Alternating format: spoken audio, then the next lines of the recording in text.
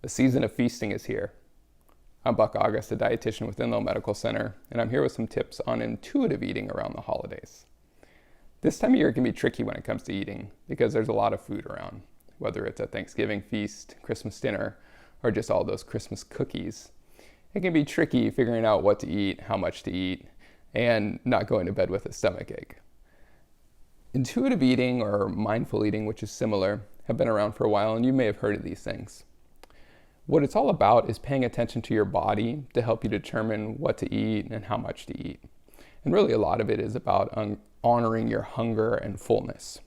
If you think about little kids, they're really good at this. When they're hungry, they eat, and when they're full, they stop. They really pay attention to their body.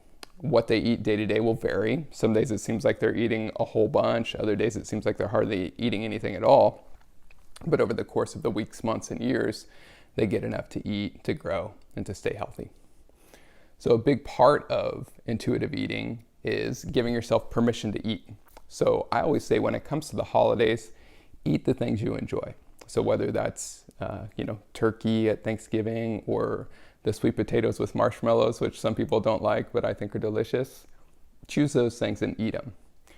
Take a bit of everything that you enjoy, eat it and really enjoy it. Pay attention to it. Tune in while you're eating and pay attention to how your body feels too. A lot of times we'll eat, really fast or just eat a lot because it's so good or because it's there, but we're not really paying attention to our body. So if you take a portion of all the food you like, eat it slowly, again, tune into it, you might find that you're satisfied before you've cleaned your plate, and that's great. And you'll probably feel better later in the day. You won't have that after Thanksgiving stomachache. Another important thing when it comes to intuitive eating is not calling foods good or bad. So oftentimes we'll think of something like a Christmas cookie and we'll say, oh, that's a bad food, or I shouldn't eat that. And we make it this real moral dilemma. So I don't like to think of them that way. I think of them as anytime food and sometimes foods. So I'm not going to eat Christmas cookies anytime or all the time, but I do eat them sometimes. And I try to choose the ones that I like, that I really enjoy, and to really tune in and enjoy those when I do eat them. And again, paying attention. Am I hungry? Eat when you're hungry. And am I full or satisfied? And stop when you're feeling full or satisfied. Another important thing around this time of year, especially in the current times we're in, is that tensions can be high and it can be a stressful time. And oftentimes, if you're like myself, you might turn to food to help you cope with the stress or bad feelings. So I'd encourage you to think about some other healthy coping strategies. So for me, I might talk to someone. I might talk to my wife or to a close friend. I might go for a walk. I might even write in a journal.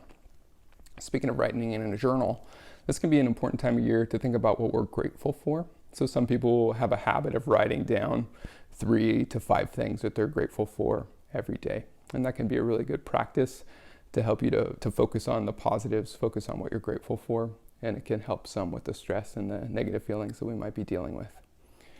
And as I mentioned, one thing that helps me feel better sometimes is going for a walk or doing some sort of activity.